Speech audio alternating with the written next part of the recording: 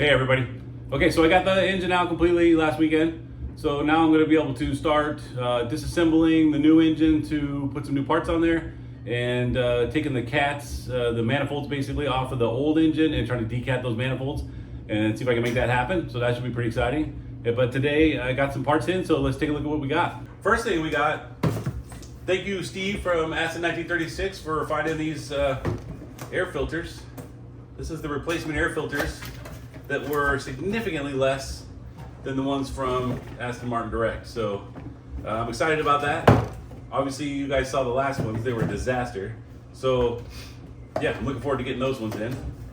So got those. And then you guys met my neighbor Barefoot Jim last weekend when we were taking the engine out of the subframe. I gave him that piece that was underneath the torque tube that was between the exhaust pipes and the torque tube that was all mangled because I didn't unbolt all of it when I was pulling the body up. So yeah, my bad. But anyway, he used to be a metal worker basically, so he was able to straighten everything out. I mean, it looks almost perfect, so it'll be great. That's awesome. Didn't cost me anything to get that fixed. So there's some saving. Also again, Steve, Aston 1936, thanks for the spark plug information. Got some new spark plugs for the new engine. And then we got a box from Scuderia. Let's see what we got.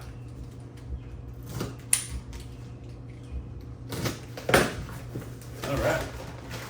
It's like an unboxing, but for adults. All right, here we go. Paper. Yeah, let's grab my thing here. All right, what do we got? I think this is going to be some O-rings. So yeah, I got all new O-rings for the fuel injectors. I just did this on the newer, or the old engine, I mean. But certainly I'm not going to grab those. So anyway, we've got a bunch of O-rings for the fuel injectors, so that's cool.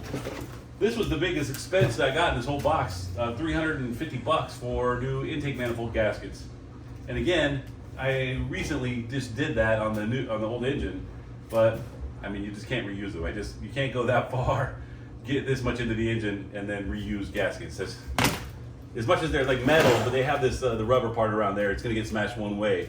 And if you try to put it back in, it probably won't be smashed the same way. So that won't work. All right, exhaust manifold gaskets. These weren't too bad.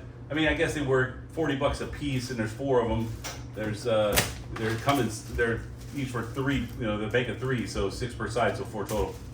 So that's with that. Some more O-rings there.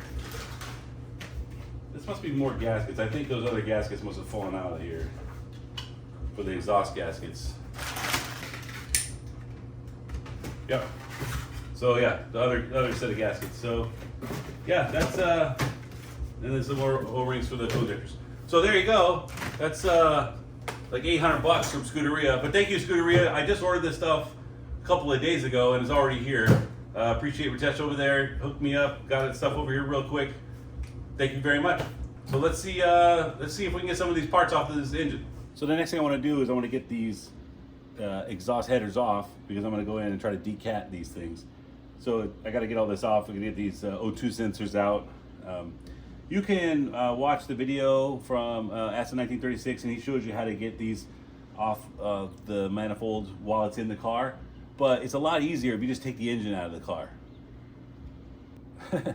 Yeah, okay, so these are pretty easy to get to. What's kind of funny is there's the connector for these downstream O2 sensors is underneath this little heat shield here, and it's kind of funny. They got little snaps.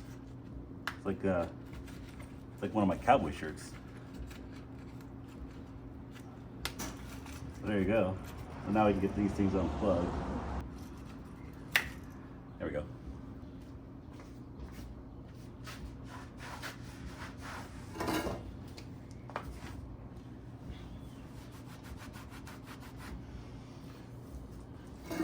Just getting some of the oil off the ground here. If there was any indication that I need new PCV valves, definitely all the oil dripping out of these throttle bodies in the tube there is definitely an indication that those PCV valves were really needing to be replaced pretty bad. Again, something that will be a lot easier to do now that the engine's out of the car. Let's get these O2 sensors off. Hopefully these will break loose fairly easy, maybe not.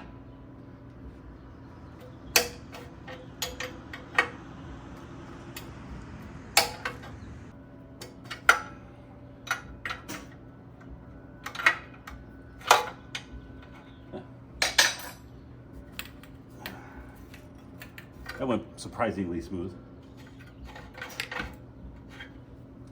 So, you can get new ones of these. Steve goes through a whole list of this stuff. These ones are clearly pretty dirty. I'm gonna check the ones on the new engine. These have 100,000 miles on them most likely. I'm seriously doubting these have ever been changed. But the new engine only has 20,000 miles on it, so I'm hoping they're in better condition. Again, I probably should replace these while the engine's out. I'll think about it. They're, I think, 40 or 60 bucks a piece, and then there's 4 on this side, 4 on that side for a total of 8. So it's not a cheap endeavor, but again, it's just so much easier to do right now than it will be with the engine in the car. One thing to note, that with the modifications that I'm going to do, if I can decat these and make that successful, these downstream O2 sensors will not actually be here anymore. They will be down underneath the car behind the secondary cats. So the reality is these two aren't too bad to get to while it's in the car. These two here are a total nightmare. However, these two won't be here anymore. They'll be underneath the car down there that are very accessible. I remove the bottom tray and you're good to go. So, you know, again, it won't be that hard to replace in the future if I need to. I think at 20,000 miles, those other ones should be in good shape. Looks like the dipstick here is kind of in the way of opening up this access panel to the harness area where I need to unplug these upstream O2 sensors. So I'm gonna go ahead and just loosen this so it'll kind of move out of the way, hopefully.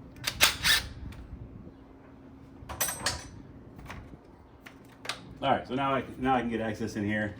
These upstream sensors have a different color connector, but again, Steve goes to show you that the new part that you can get for these to replace these, there's just one part. So for some reason back in the day when they built this, they thought you needed 2 different ones, but apparently they're the same.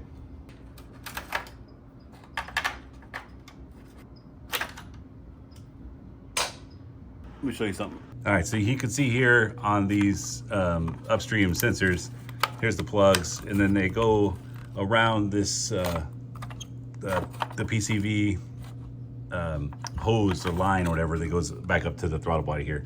So it got it disconnected. It looks like I got one of my connectors is broken anyway, or no, it looks like it just came off. So maybe this one will just snap off too. There we go. All right, the reality is I don't need these O2 sensors right now anyway. I gotta get this open. I just saw that Steve posted a video recently about getting these covers off.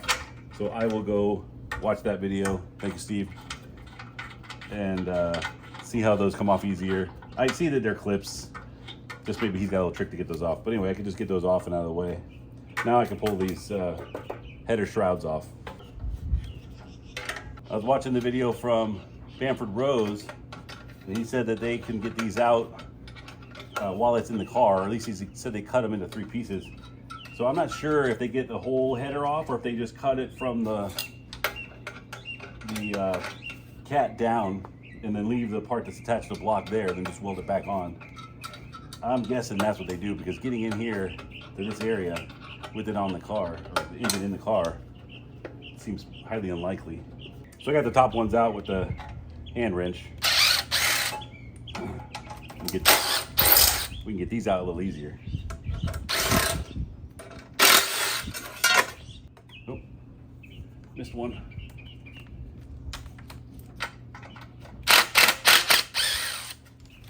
There we go. Okay, shrouds out. So now with that shroud removed, you can see we gotta have pretty easy access to all of the manifold bolts. So we'll get those off, and that should do it for getting these headers out.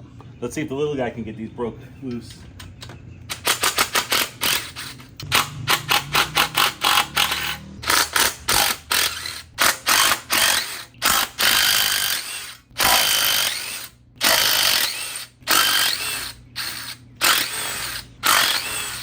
Okay, so I just noticed something that's going to be a slight issue. The dipstick runs down in between these 2 headers here. So hopefully I can just take this the rest of the way out, and then I'll be able to feed the headers up over the top of that rather than pulling it out of out of the block. I don't know how much the torque translates in these articulating socket things, but hopefully it's enough to break this loose.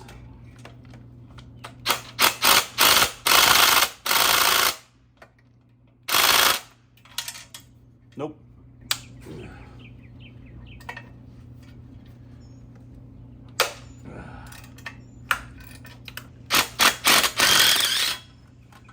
Oh, that pulled out the whole stud. That's all right. We'll probably end up replacing those when we put this engine back together anyway.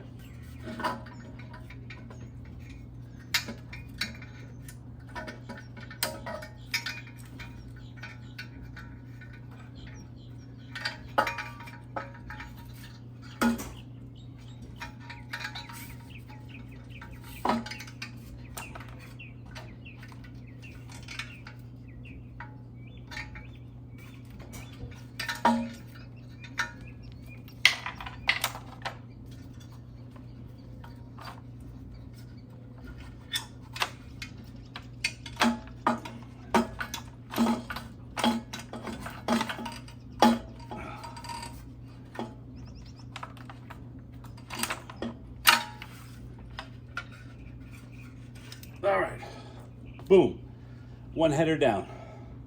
Seems way pretty good amount. Now I'll take off the other side, and then we'll take them over to my buddies. It's interesting, on this side of the header, it has this extra shroud here that wasn't on the other one.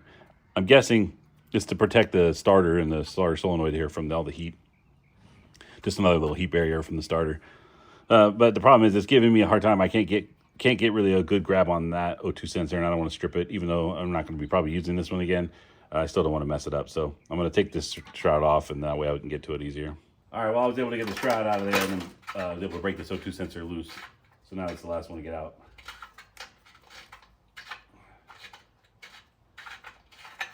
All right.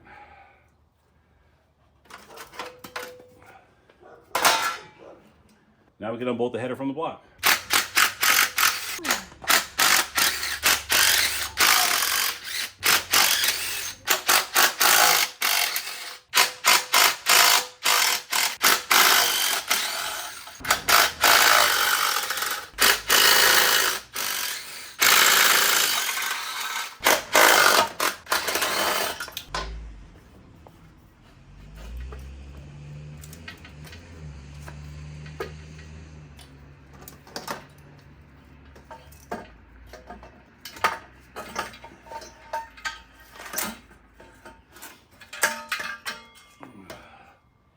Okay, second header out. So now I got the headers off the engine, and I'm gonna take them over to my buddy's house. And my plan is to, right now anyway, is to cut these cats open, decat them, and then weld them back together. So I just got back from my buddy's shop, and what we decided to do was a little different than what I was thinking, which actually is gonna work out way easier. Rather than cut these cats all the way off, basically, and then have to worry about replaning those two pieces of the manifold or the header here to make sure those stay on plane, I'm just gonna open this up on the back side. Just cut out a couple of squares on each side, on each one, and then we'll just decap from the inside there. So that's the plan now, is to just cut out a couple of boxes, and then I'll grind everything out from the inside there. And then where the current secondary O2 sensors are the downstream basically, so after the cat, we'll move those, this goes here, so we'll move those to back here. Let's see that real bit, to back here. So here's the secondary cat that's not monitored, and so we'll start monitoring it now here. So that should do it. Hopefully I can knock that out pretty fast. But that's my next project. Thanks again for watching. Make sure to like and subscribe if you want to keep track of the series and how things are going. Hopefully we can get this car back on the road soon. Have a great day.